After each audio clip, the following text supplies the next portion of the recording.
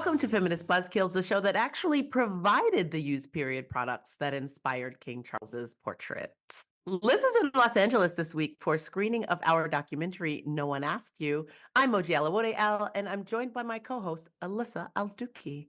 Hey, Moji, so excited to be back on the podcast with you. Always fun to be together to potting. Today, we're breaking down what the latest update of Arizona's crusty, musty 1864 abortion ban means, and Kansas and Alabama's latest scams to trick pregnant people and funnel taxpayer money to unregulated fake clinics. Joining us today are Dr. Ghazaleh Moayedi from Pegasus Health Justice Center, here to talk about the importance of abortion funds and why national abortion protections are the way forward. And we're joined by hilarious comedian and writer Atheer Yacoub. She chats about how being Southern and being Muslim is not different in the ways you'd think. But first, let's talk about some other stuff, shall we? Yeah, Moji, you've had an exciting week. You were at the Physicians for Reproductive Health benefit.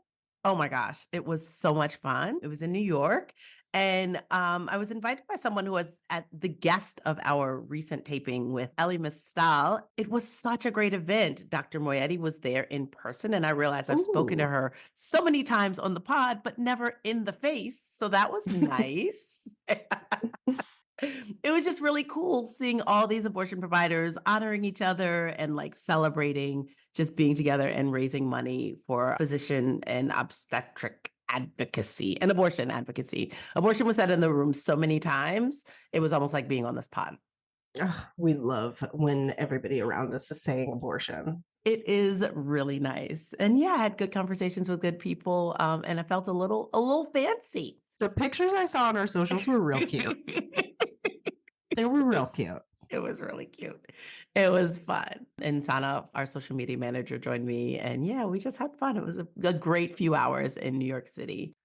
Pivoting to like not super great, but definitely makes me feel somewhat better news. I don't believe in prisons. I don't believe that that is rehabilitative or a safe place for anyone. But some people who I think need to not be in the streets and not have the ability to harass people at clinics did get pulled off the streets for a little bit.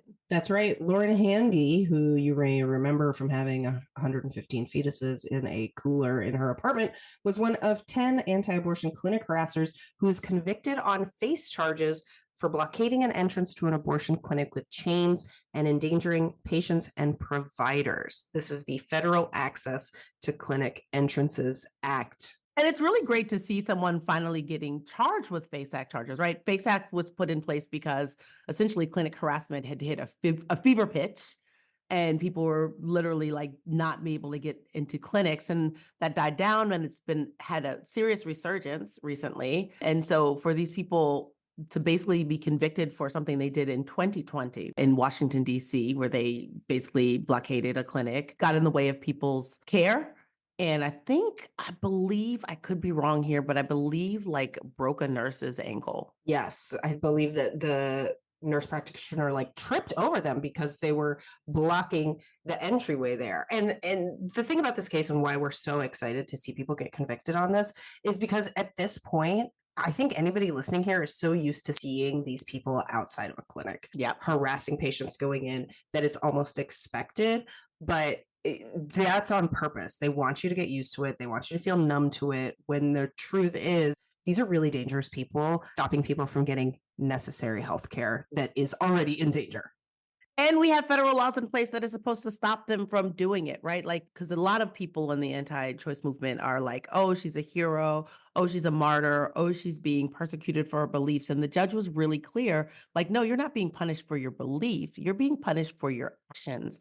You can believe whatever you want. You shouldn't, but you could stand across the street and yell. But if you are going to take the time to break into a clinic, a place of business, a place of medicine, and then like make it so people can't do business or medicine, that's a freaking problem. Yeah, it's a huge freaking problem. So we are really glad to see justice served. But once again, we're not so excited to see people necessarily going to jail. Hopefully this will be a deterrent to some people though. So like, let's be excited about that. I'm a little excited about that. The takeaway is don't go to an abortion clinic unless you need an abortion. Love that. Look at that. Words to live by. Dooks dropping gems. Speaking of a drop. Ooh, I love that. Shall we get into this week's steaming news dump?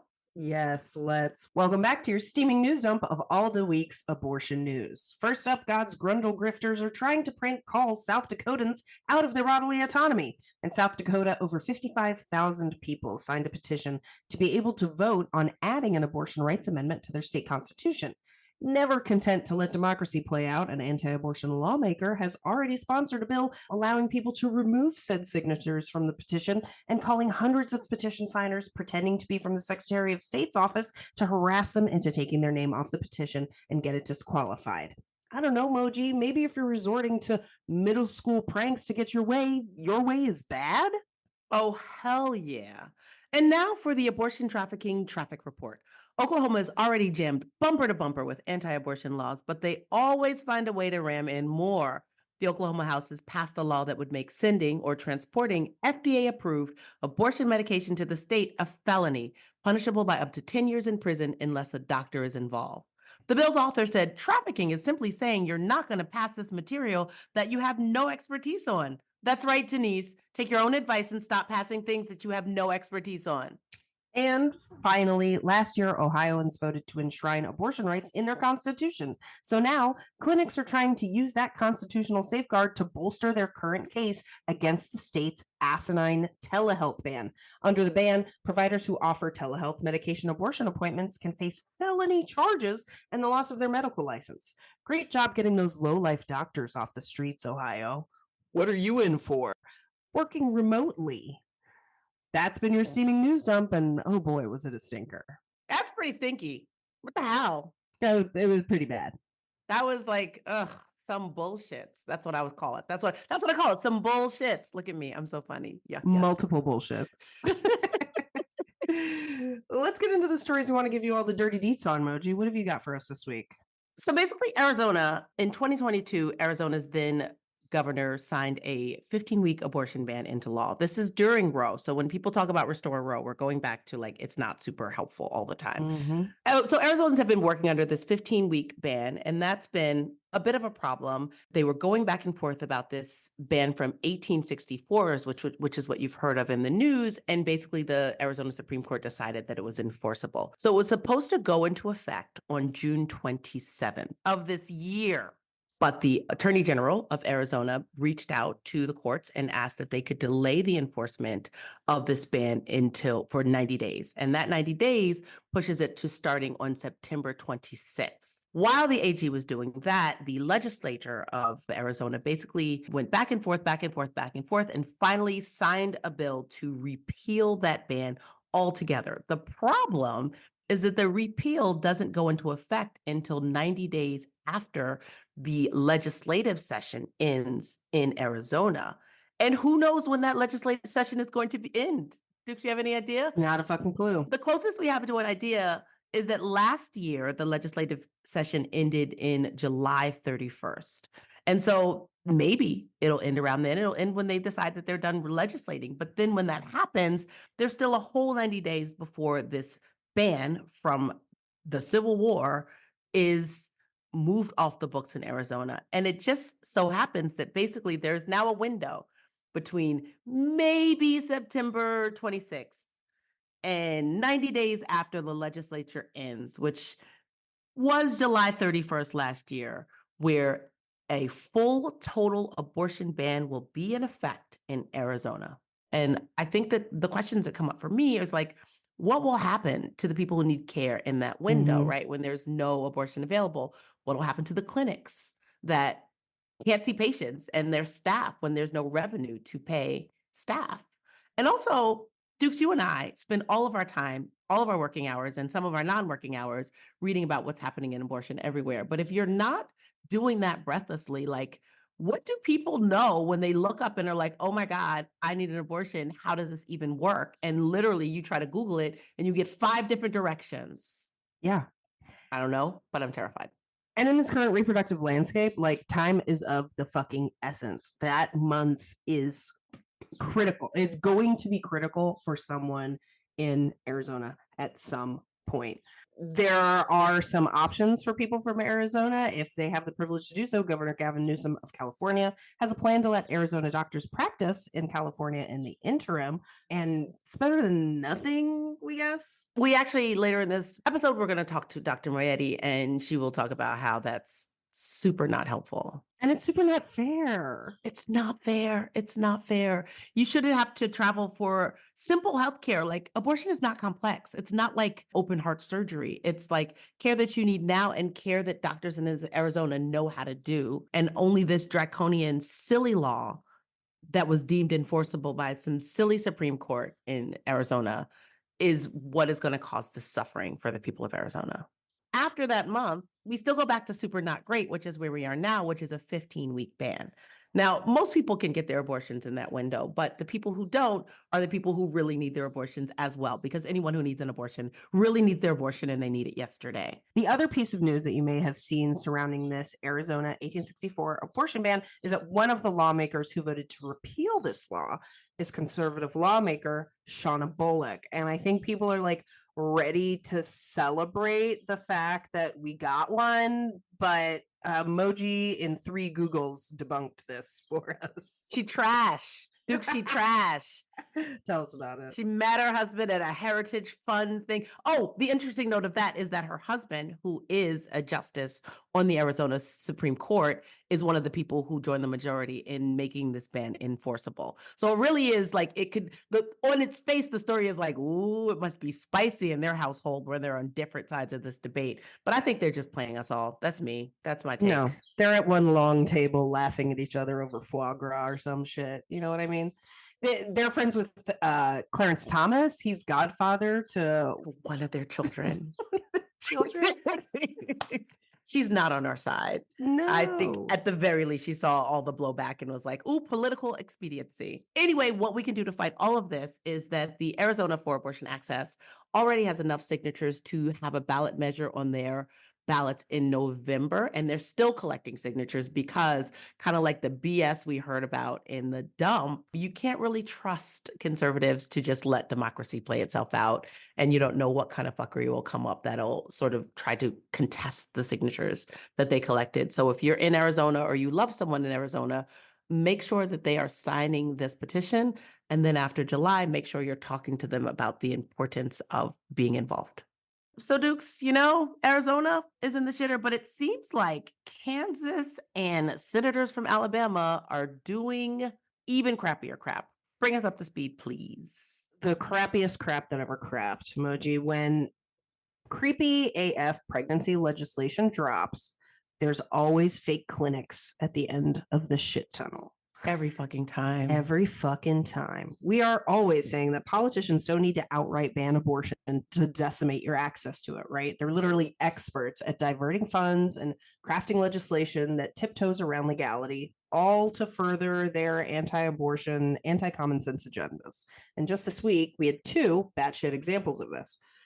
First, the heavily conservative Kansas legislator just allocated $2 million to support what they call a pregnancy compassion awareness program. That sounds like double speak. Right. Like, we love compassion for pregnant people, so why does this giving sinister?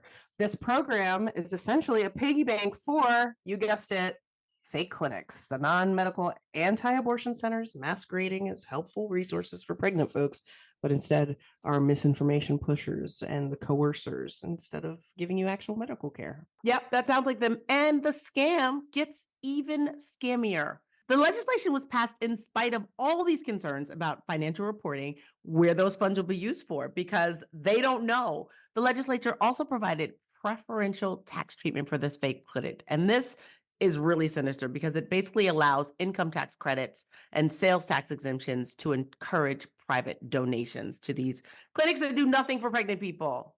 Absolutely nothing. And so these bodily autonomy snatchers get to funnel money into a tax-exempt, religiously run organization, and then the money goes somewhere? Anywhere? I mean, I don't know if it's just me, but it sounds like money laundering to me. Does it sound like it to you? Because that's what I hear. Yeah, it sounds like Stop by Sammy's discount forced labor and money laundromat. Also, as a reminder, for anyone who's been asleep for 2 years, 60% of Kansans voted to protect their constitutional right to abortion access in 2022, right after the Dobbs decision. Abortion is like fully legal in Kansas up to 20 weeks. But these anti-choice troglodytes want to have their cake and eat yours and your mama's too. Okay, speaking of mamas, how about Katie Britt's terrifying Mother's Day announcement? Listen, she shouldn't be allowed to like talk aloud to people. It just felt like I was watching, I don't know, an intergalactic cable from a universe where everything sucks ass, and not in the good way, not in the good way. Not in the I good can't way. shaming anyone. Senator Katie Britt from Alabama decided to ruin Mother's Day for anyone who could possibly become a mother by introducing the Moms Act, which sounds innocuous, right? Moms Act, sure. But again, anytime the law has the word mother or moms, it's going to be a shit show. It's exactly a shit show, Dooks. Oh my God. The Moms Act is basically a thinly veiled attempt to restrict abortion rights through such really like charming features as provisions that force fathers to pay child support during a pregnancy. Okay. For what? The kids? Say it with us now. Personhood bullshit. Yeah. Personhood bullshit. I was like, what kids? There are no kids. There's no kid yet. That's not how kids work. And yeah, so anytime legislation treats embryos as if they're already kids, it manufactures a sort of consent that like we all believe that fetuses are people. It's like, yeah, you want to support moms, don't you? You love moms. Moms love their babies. We love babies. Life begins at conception. Moms, mommies, moms. You know what? That was not as soothing as you like to pretend it is. That moms, you're saying, it's terrifying. But that's how Katie Britt comes across. You know how much they love moms? Katie Britt loves moms so much that part of the Moms Act is creating a government database called pregnancy.gov to steer people away from abortion clinics and, you know, these Planned Parenthood and towards these same shady crisis pregnancy centers. It's like when gyms give out free pizzas and donuts. This is a trick, isn't it? You're going to try to keep me coming, aren't you? Yeah, you're bringing me in here to do something I don't want to do. And a reminder to our listeners, like this shit is so pervasive. Like no matter what state you are in, fake clinics are in your city, they're in your town, they're in your community, and they're preying on pregnant people who Googled abortion and followed Satan's own SEO straight into the arms of a sham in a lab coat. And a reminder that you can do your part to stop these pregnancy villains at exposefakeclinics.com. So while federal politicians may not be outright banning abortion yet, they're certainly doing everything in their power to make accessing it as difficult as possible, from funneling millions to fake clinics to passing laws that chip away at reproductive rights. They're playing a really dangerous game, and it's one that puts people's health and autonomy on the line. And it's up to us, all of us, to call out their shady tactics and fight back against their relentless assault on reproductive freedom. Oh my gosh. I feel like I need a cold shower after all that news, Moj. As always, these stories will be in the show notes, and you can find the best, most up-to-the-minute resources on accessing abortion care and funding your care on our website, aafront.org. Our Charlie chatbot is on the bottom right, and it will walk anyone, anywhere in the country through your options and resources for abortion. Let's get to our first guest. Oh, I'm so excited. I spoke to Dr. Ghazaleh Moayedi, and she is an amazing friend of AAF, an incredible abortion provider, and the founder of Pegasus Health Justice Center. Welcome, Dr. Moayedi. Dr. Moayedi, it's so great to have you here. Hi, Moji. Glad to be back. So last time you were here, we talked about your work with menopausal patients, and that was incredible and unexpected. And today I would like for you to talk about Circle FP, Centering Equity, Race, and Cultural Literacy in Family Planning. What I heard when I was growing up and what you generally hear about family planning almost never centers on equity, race, and cultural literacy. Can you tell me more about this work and how it's changed in the post-ops world? Yeah, so Circle FP is a collective of mostly physicians of color. We also have a white physician and a legal scholar, lawyer, and critical race theory scholar. And we started probably about 5 or 6 years ago now. We were born out of kind of a collective need to start to name the experiences we were going through as providers of color, abortion providers of color, family planning providers of color, what we were experiencing ourselves and what we were seeing the patients we serve going through. And so we came together to form this collective and have been working to really name and dismantle the systems of oppression in family planning care. So really trying to connect the dots of the history of enslavement and colonization and genocide and how they actually connect to the way that we practice medicine today, naming that so that we can dismantle it too and make a better future for all of us. And I think that really applies. I think there was a study I was reading recently that said that women in diverse places have to travel further for abortion care than white women by a fair amount. But can you talk about just how has that work changed Yeah. in a post-ops world? You know, it has changed in a post-COVID, continuing COVID, people still getting COVID world, and in a post-ops world, I think. So, you know, when we initially started in our work, it was like, okay, there are all these different pillars within family planning provision and education and research that we want to address. And we worked on building a curriculum and have really done a lot of work in building a curriculum to help healthcare providers really understand how race shows up in their work. And certainly that changed throughout COVID. How do we educate? How do we teach? How do we create collective spaces where people can talk about the racialization of care, racial trauma, how race and racism shows up in our healthcare? That is hard to do Yeah. remotely. It's hard to do in person, right? So that's something that we have really had to trial and error and reiterative process. And now in a post-ops world, I mean, several of our providers, our members live in the South, in states that have banned abortion. So our actual like abortion providing work has changed. And also, you know, the critical pieces of what we have been talking about, what we have been working towards, I think they are even more extreme now, like taken to the next level. It's not that all of a sudden yes, all of a sudden there are new problems and like it is harder to get abortion than ever, but it has always been hard for people facing multiple structural oppressions to access abortion. And even if there's an abortion provider in their community, I mean, something I teach about a lot is like maybe that abortion provider isn't safe. Not that they're not medically safe, right? The care medically might be fine, but they might not be a racially safe place. They might not be a gender safe place where people of diverse backgrounds can get care in a safe and affirming fashion.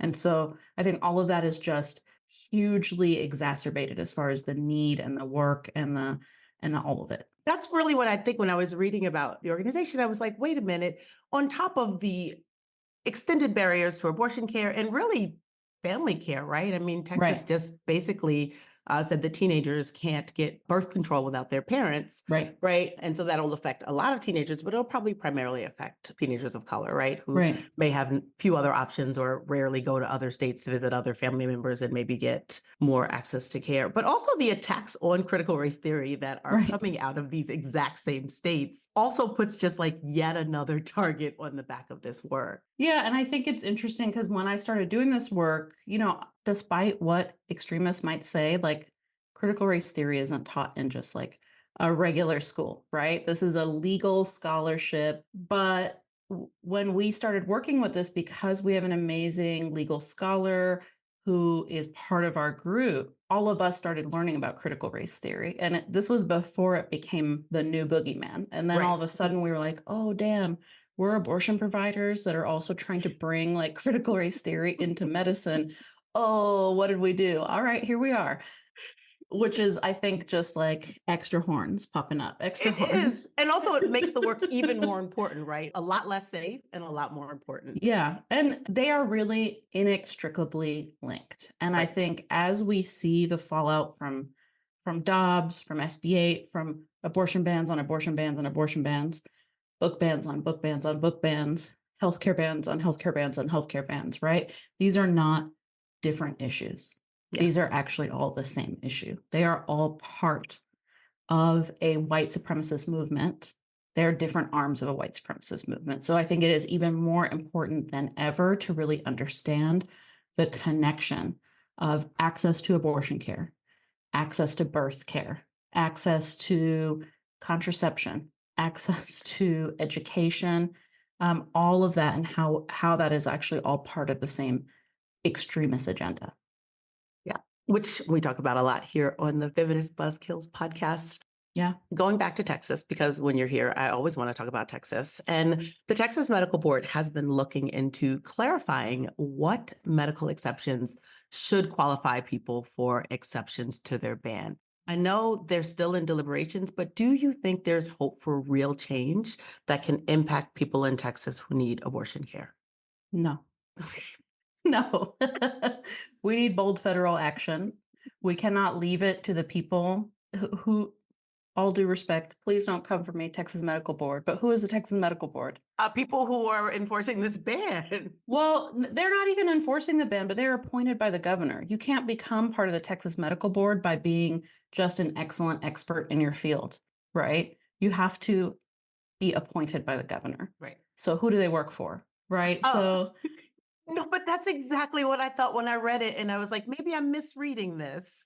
right. I mean, I think maybe it will help some physicians, right? I don't know everything. Maybe it's going to help someone, but I really think that we don't have any evidence in other states that a list of exceptions has made things easier, Right. has made things clearer, has made things better. And in fact, you know, one of the things I always talk to patients about is like, well, your body did not read the book. So I read the book and I can talk to you about that, but your body didn't. So we can make a list and we can check it twice. And guess what? Like, there are still going to be physicians and hospitals and lawyers and systems that say, I don't know, Right. maybe this is still not terrible enough, right? So it is trying to solve something, trying to act like, oh, we could have a solution for the terrible fallout that we knew was going to happen. What's the solution? We should not have any abortion bans, period. Let's continue in this trend in debunking happy news. Yeah.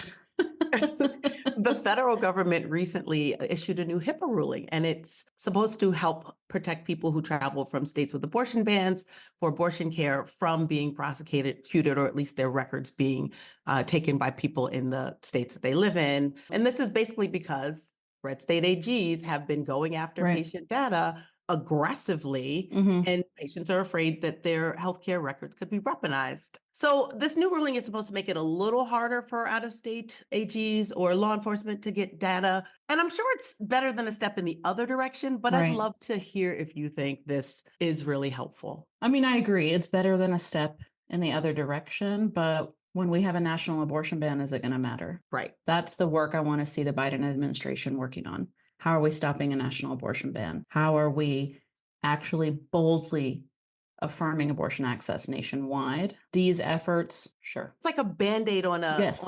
you know what I mean? It's like, All of these are all just like little Band-Aids, and they're, again, better than steps in the other direction. But I just feel like it's been no good news.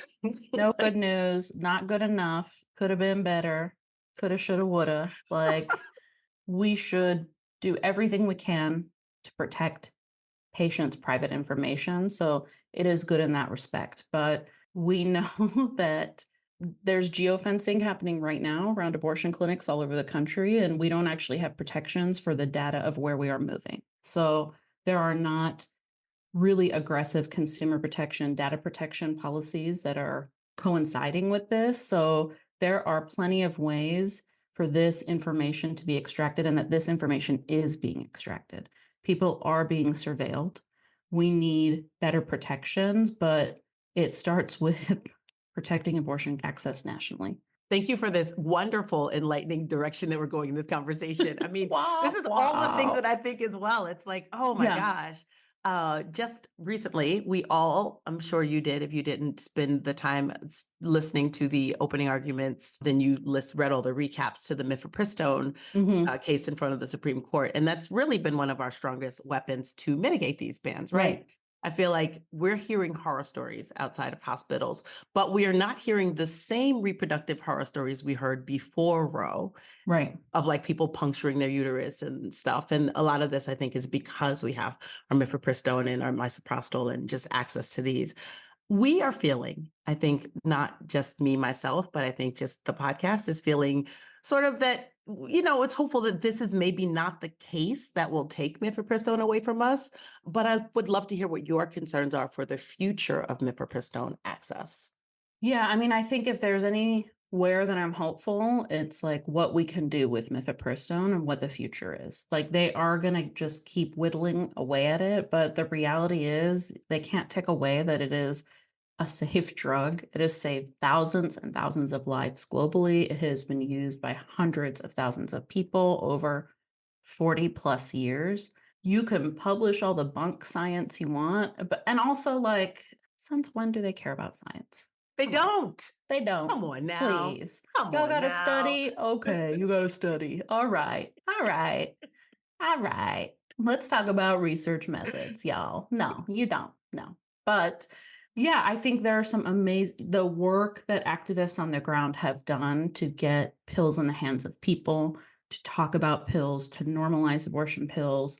I think that that's unstoppable. That is one of the things that I think is really like continues to give me hope. And then the work researchers continue to do to show the ways that mifepristone can be expanded in use, how far we can use it, how we can add misoprostol, how we can use misoprostol only. Mm-hmm. And, I have been working with researchers for several years out of the University of California to do the groundwork to get mifepristone over the counter, right? We are far from that, but I actually do see a future where that happens. You do?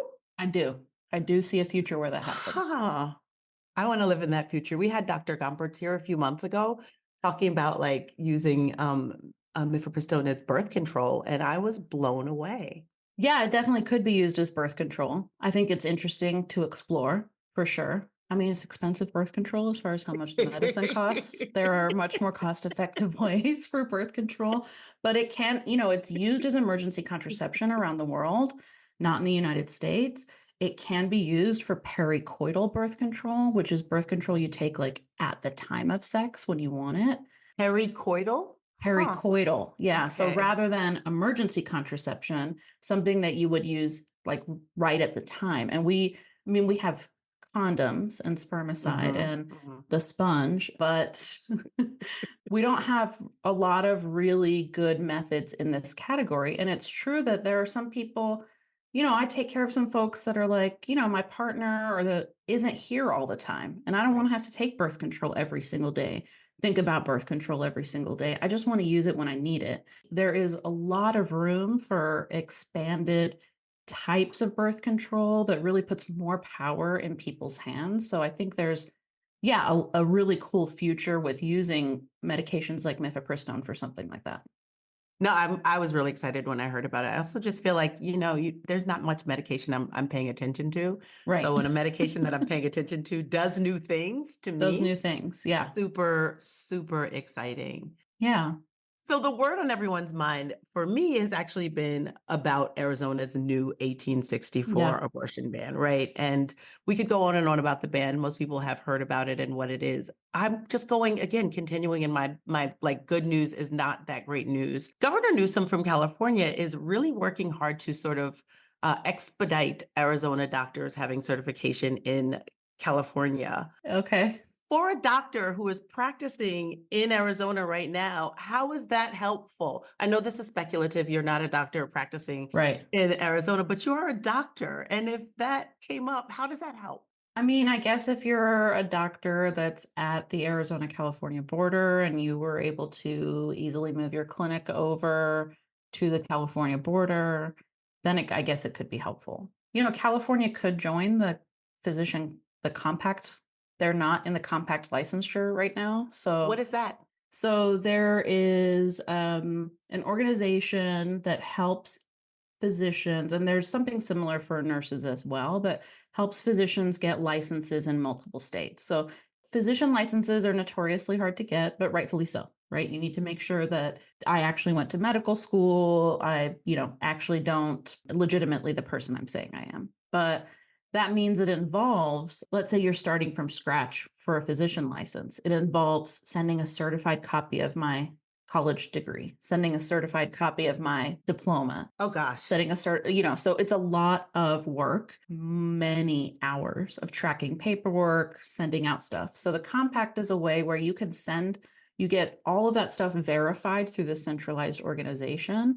And then if a state has elected to be in the compact, they can take most of the information from the compact organization, and then it is actually a much easier process to get your license. So I'm licensed in 20 states. I was able to do that because of the compact licensure agreement. But there are some states that are not in the compact, like California, New York, Oregon. These are the states we need to be in the compact. I mean, that's great. Expedite Arizona licenses, but join the compact. Join the compact. So there's actually a process for this. Join the compact. Oh, wow. So basically he's reinventing a wheel that kind of exists. It exists. It's a process. Texas is in the compact. Any mechanism where it is easier for physicians to get licenses can be helpful. It's not going to get abortion access back in Arizona. People are still going to have to travel. Right. Whether that's to New Mexico, Nevada, or California. So I'm glad to see states wanting to take some efforts, but there's a lot of work California itself needs to be doing to improve abortion access within its own state. Thank you. That's kind of what I think. I feel like California's walking around with their high hat on, and it's like, you also have work to do. Oh, it's great. Yeah, there's a lot of places in California that lack abortion access. There are still people that struggle to get abortions in California. California has the potential to be opening so many more new clinics and training physicians from all over the country who need training, right? There are people doing that and working tirelessly at that. There could be a lot more. Dr. Moayedi, is there anything else you want to tell our listeners before we end our conversation? Ooh, it's going to be a rough year. It's going to be a rough next 4 years. So what are we going to do? We just got to keep working, planning for a better future, imagining that better future, and working like that better future is going to be possible. And what do you think we can be doing to be working towards? I'm looking for concrete thoughts. I have a lot of ideas, but for sure, something that everyone can be doing is donating to your local abortion fund.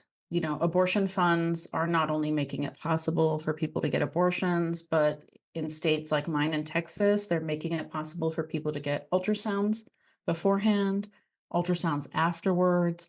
And it's actually critical. People are still, within our state being tricked by crisis pregnancy centers. Crisis pregnancy centers are still manipulating people and trying to prevent them from being able to go out of state to get abortion care, lying to them.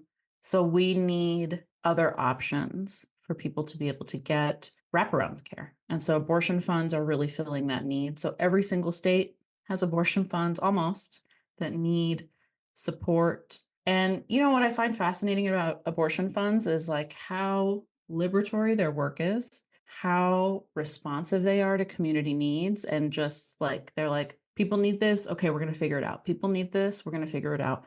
And really, they've set up a system that is essentially another payer, right? They're their own insurer, but it is a justice-centered insurer. Many abortion funds, when I started working in abortion funding 20 years ago, we would ask people how much do you make? Okay, if you make this much, you don't qualify. Or could you sell this or that? That was kind of the early model. And a lot of abortion funds now are do you need help? If you are asking for help, we have help for you.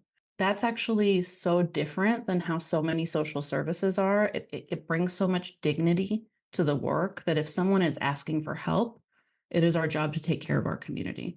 And I think that is a model that actually the federal government itself could really learn from.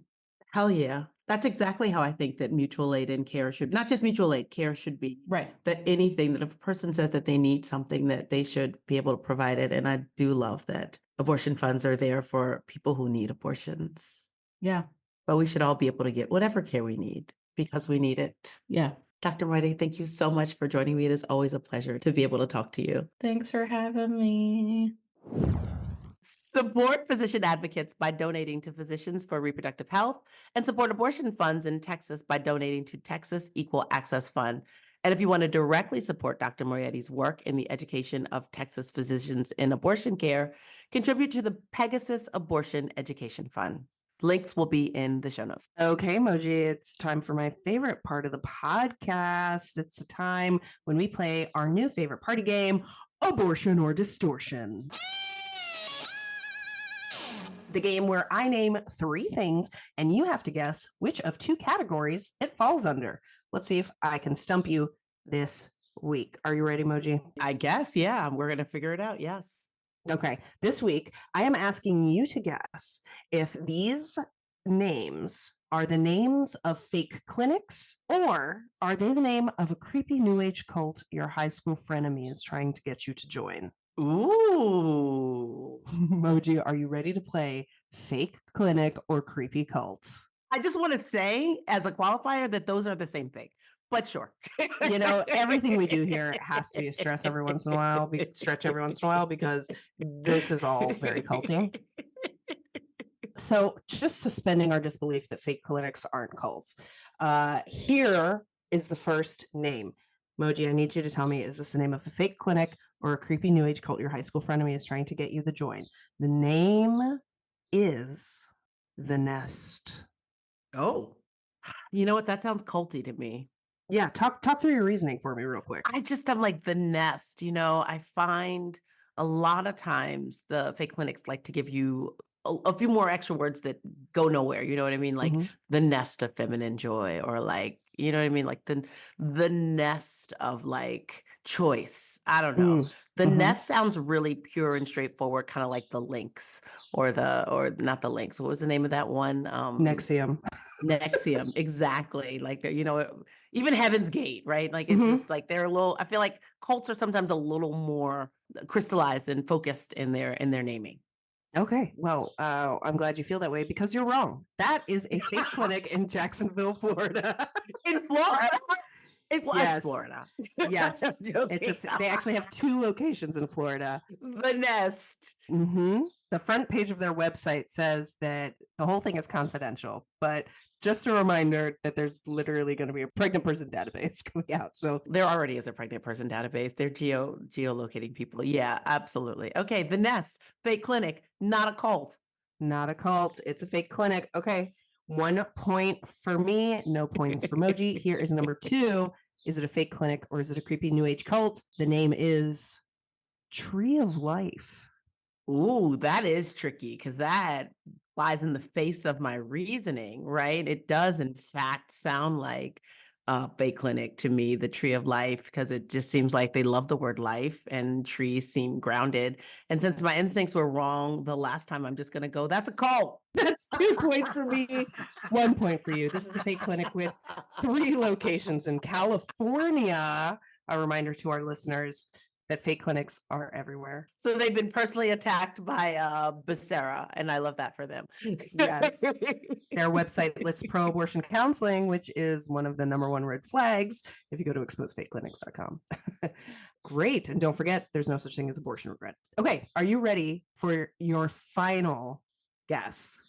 I'm ready, yes. So right now you're 2 for 0. I'm 2 for 0, yeah. Okay. And what I'm not going to do is choose definitely a cult because I'm wrong and one of these has got to be a cult. Who knows? Maybe I'm really I could be just as nefarious. Yeah. Listen, okay. So your final guess for is it a fake clinic or is it a creepy new age cult? The title is Universal Life. I actually think I know this cult. That was my problem. I was like, she's gonna know all the cults. And it sounds just like the other 2 names to me, though. Universal Life, Tree of Life, and The Nest all sound like really coolly named cults and terribly named clinics. So I'm just going to say it's a cult. You are correct. It is a German cult that promotes reincarnation and vegetarianism. And they hate Catholics because they say they're not real Christians. Huh. Yeah, so you got 1 right, and I guess the same on all of them. I did the SAT style where if you just choose C, oh, that's hilarious. A cult. That was super fun. Also, they all sound like cults to me. They're just cults. I'm saying they're all cults. I'm gonna go back to my original disclaimer. It's the same thing. Yeah, so technically, Moji, you do have 3 points, but for the purposes of the game, I want to win. This is a fun game. I love it. These are 2 topics that I love. And I love how well it ties in with our stories today. It does time in perfectly with our stories. And you know what else does? Our commercial from our fake sponsor for this week. We could not do the work that we do without the tireless work of our fake sponsors. Dooks, will you introduce our sponsor for this week? Yes. Fellas, are you tired of all those overpriced, misandrist, woke cell phone plans? Are you looking for a more effective way to stalk and threaten the women in your life? Look no further than InCellular Wireless. InCellular allows you to choose the plan that works best for your needs and your Velcro wallet. Enjoy unlimited texting so you can tell her what a bitch she is at any hour of the day, as many times a day as you want. Too busy trying to get Elon's attention on X to disparage all the women in your contact list?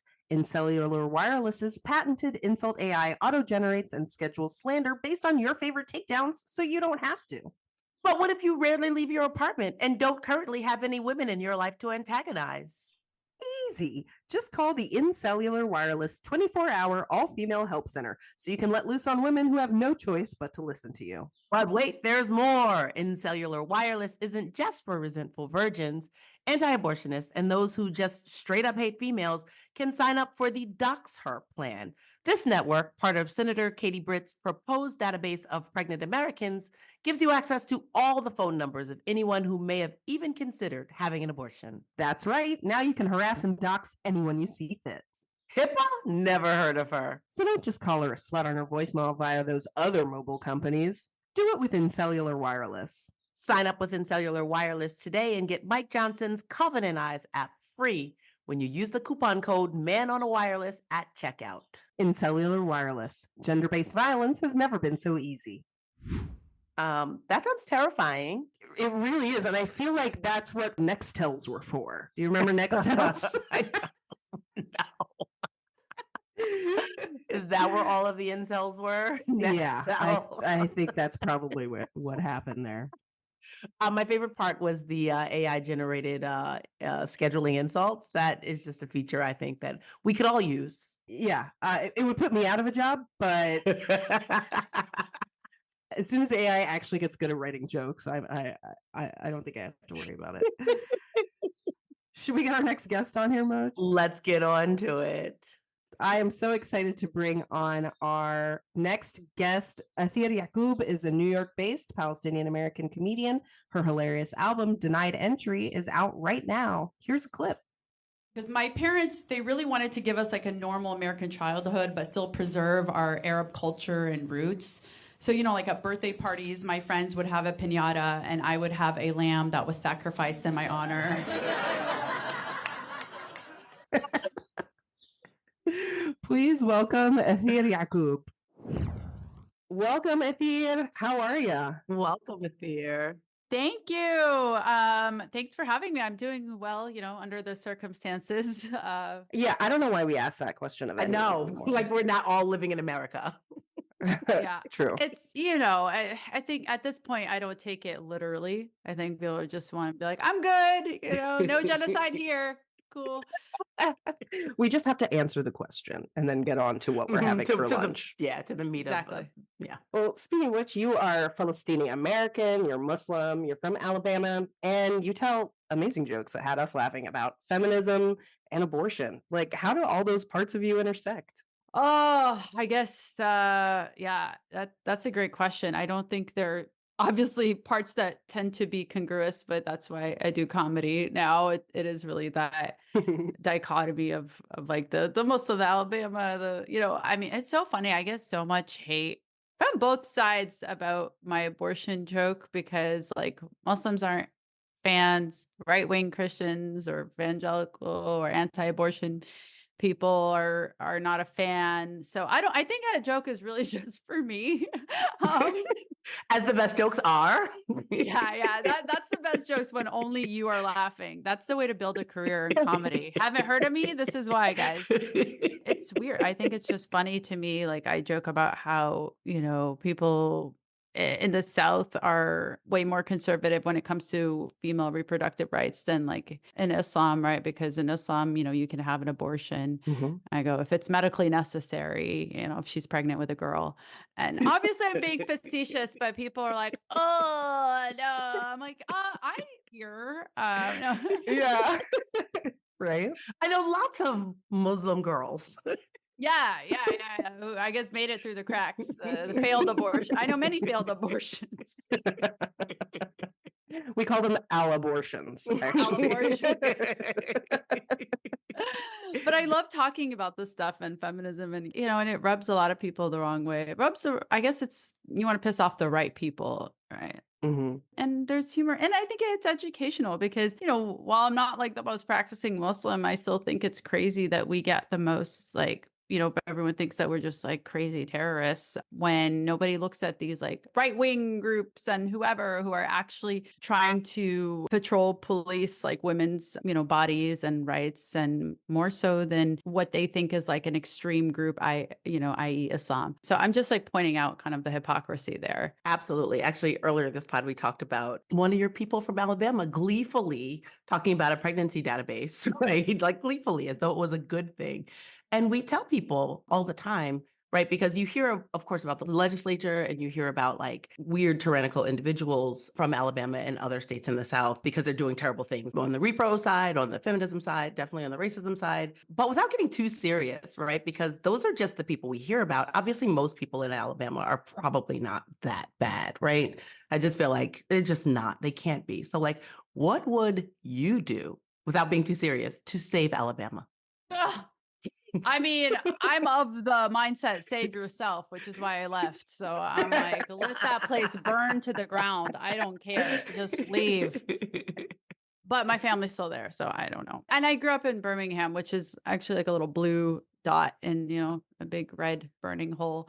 So it's a little bit different. I think there's pockets everywhere. I mean, even New York, go an hour north of the city and you'll find very similar people that you would in Alabama. And 100%. so it's kind of ridiculous to just kind of pinpoint like one group or one pocket or one area. So I don't know. I just like to kind of joke, like bring all these things to light and talk about hypocrisy in all, religions and cultures and whatever, because, everyone wants to act all self-righteous. And I'm like, no, bitch, you're not. You're not self-righteous. Like you're actually the one contributing to the problem.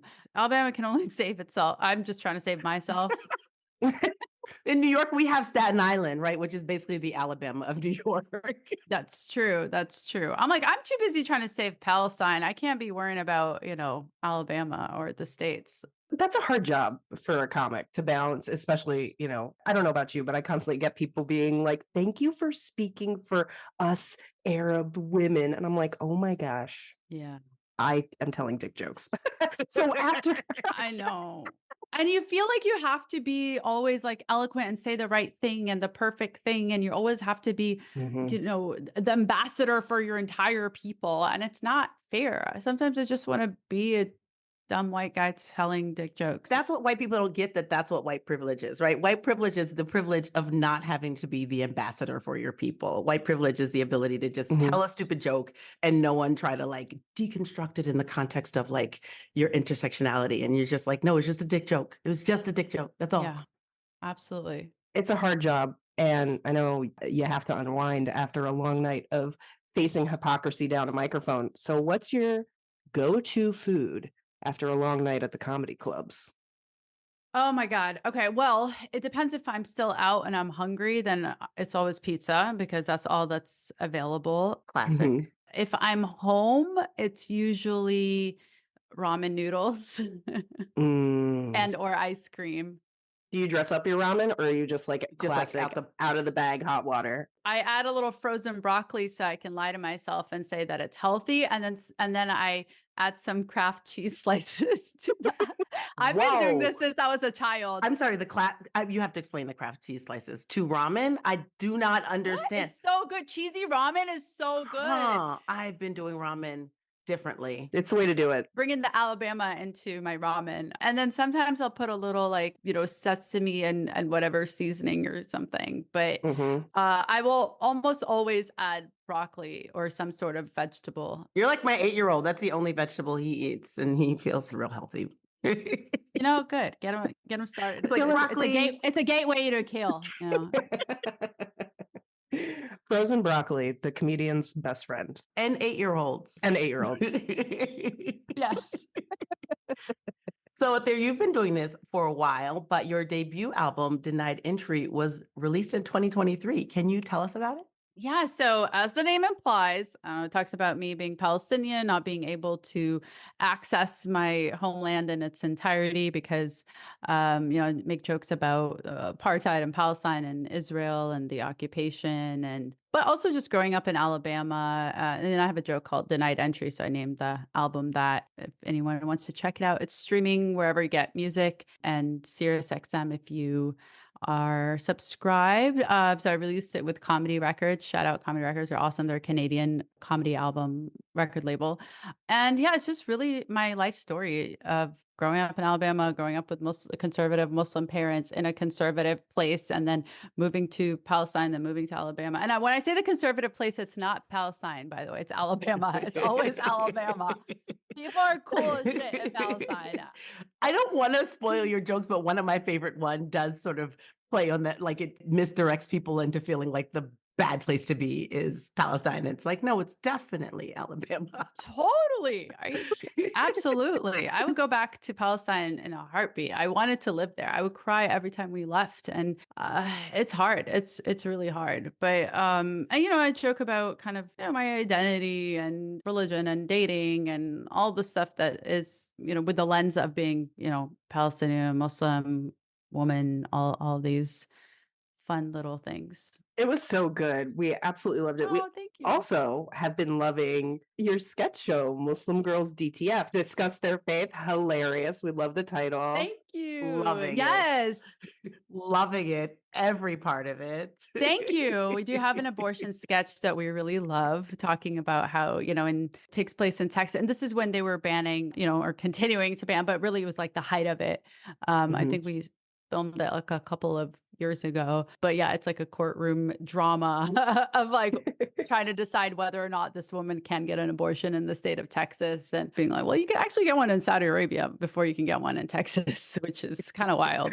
And also so true. My favorite, I think, was when you and other comics were talking about Mia Khalifa from an angle that I had not considered. I love her on TikTok. I love her, and I hope she's still following me. But a month ago, she followed me, and I sent a screenshot to everybody because I have totally turned 180. Like, I didn't really understand before. I guess, whatever, she can do whatever she wants with her life and her body. Her body. But all I care about is that she's been also really vocal about Palestine and so amazing and principled, and has gotten fired from opportunities for this. But she's incredibly smart and has so much amazing things to contribute. So I stan her so much. I do as well. I do. And I like how the opportunities she's lost, she's like, I ain't gonna fuck with you anyway. Exactly. She's really just like not even abashed about it. She's like, oh, that's what you're about. I want none of that. I love that about her. She got fired from Playboy. She's got more followers than Playboy. She's bigger than Playboy. She doesn't need Playboy. Yes. I feel like that is a specifically Arab moment that like, I wasn't going to fuck with you guys anyway. Yeah.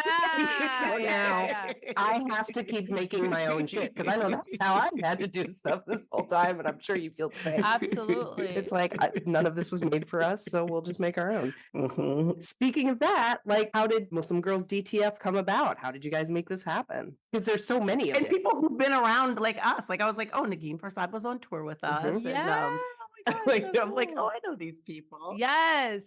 I mean, it was, started in 2017. Isa Fatima, my creative partner, she kind of put out a call on Twitter. Like we met on Twitter, then she put out a call and be like, hey, any like Muslim women that want to get together and try to like make something and write something. And then it was like 3 people showed up, and then, it kind of dwindled down, but we just started this idea. We were just sitting in my apartment. And we're like, what should we call it? We're like, we're tired of people always talking about Muslim women and not including us in the conversation about us. So we're like, we got to own this narrative. And I was like, what? I was like, well, sex sells. Let's just call it Muslim women fuck. And then as a joke. And then I was like, let's call it DTF. And then I was like, that'll just be a placeholder, and cut to like 5 years later, 6 years later, we're like, all right, I guess the title caught on.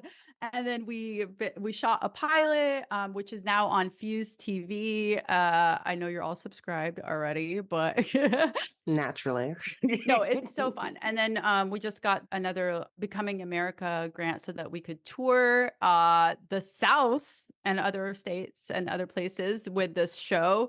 Because Isa also grew up in Mississippi and Saudi Arabia. So kind of a interesting little mix. So we bonded over that. I feel like we do that on purpose. We're like, let's go. Where can we go? Michigan, Yeah. the South. Let's get there.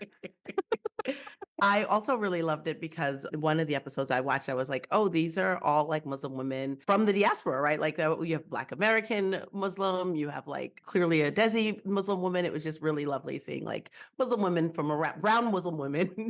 Yeah, and that's what we want, because they all think that we're a monolith. We're the same people. You meet one, you met them all. It's like, no, we are so very different. And so, some of us are just different on our religiosity, our sexuality, our whatever it is. Some wear hijab, some do not. It's really Exactly. So we wanted to showcase as many types of Muslim women. That's what we'll be doing on the tour, which will start in the fall. We'll be putting out tour dates soon for August. And I also have my own shows that I'm doing around the country and beyond. If your listeners want to follow me, we'll make sure that all of those links are in our show notes so that people can follow you. So it's not, do they want to? It's you better. Thank you. Yeah. Yeah. Let's just bully them into following. Click the link or we'll throw a sandal at you. I hope you have good reflex. I do not. I would definitely get hit in the face with a sandal every time. I mean, I guess I would have had practice with growing up, with Arab parents, but no one ever threw a sandal at me. But I have an 8-year-old, and other things have thrown at me, and I'm really good at ducking. There you go. It's an instinct you pick up real quick. Yeah. Should we abort this conversation? Thank you so much for coming and joining us and bringing your humor. This is so good. Thank you so much for having me. I appreciate it. Y'all are great. Thank you so much, Atheer. You can follow Atheer on Instagram and TikTok at Atheer Yacoub. And if you want to find her album or see her on tour, you can find all things Atheer on her official website, atheeryacoub.com. And of course, all the links to her tour dates and official website are in our show notes. Dooks, that's our show. Oh man, it was over so quickly. So fast. Thanks for listening. And thanks again to Dr. Moayedi. Be sure to support physicians like her by contributing to Physicians for Reproductive Health, and support abortion funds in Texas by donating to Texas Equal Access Fund. Did we make you smarter? Make you laugh today? Show us some love by liking, subscribing, and giving us a 5-star rating. Plus, stay connected with us on social media at Abortion Front across all platforms. Let's make a difference and have some fun doing it. If you haven't already, go sign our petition at aafront.org and ask the FDA to use their power to protect mifepristone. Looking for where you might fit in to do some abortion activism? We've got a 5-part activist training series, Operation Save Abortion, at operationsaveabortion.com. And while you're there, visit our super cool activist calendar, which is chock full of local and national actions and educational opportunities. Join READY and the Society of Family Planning on May 23rd from 7 p.m. to 8 p.m. Eastern for a virtual Zoom training on medication abortion beyond 11 weeks. Open to everyone, this panel will offer perspectives on autonomy, access, and equity in the post-Dobbs era. The link can be found in our activist calendar. We are dark next week, but Lizz and MOJI will be back the last week of May with the funny and talented comedian Kate Willett to talk about her hilarious new special Loopholes. Plus, we have Nika Kovac, the coordinator of the European Union Pro-Abortion My Voice, My Choice movement, is here, and we can't wait to tell you all about their initiative to bring abortion safeguards to the EU. Join our Patreon. You'll support great content and get cool FBK merch and experiences. All pledges support this pod and all of our activism at Abortion Access Front. Pledge at patreon.com/Feminist Buzzkills. FBK is edited by Remedy Tournay and is produced by Abortion Access Front. And finally, we leave you with New Hampshire State Rep Jess Edwards, a man showing us his entire ass by arguing in favor of child marriage.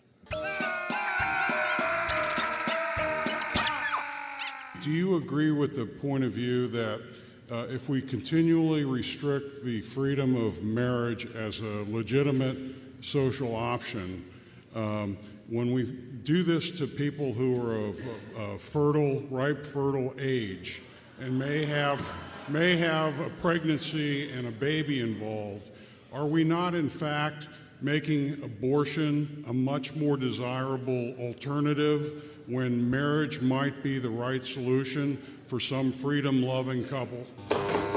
Feminist Buzzkills, the podcast from Abortion Access Front. New episodes drop Friday. When BS is poppin', we pop off. And if you want to support our podcast and all the work of Abortion Access Front, like, subscribe, and join our Patreon at patreon.com/feministbuzzkills.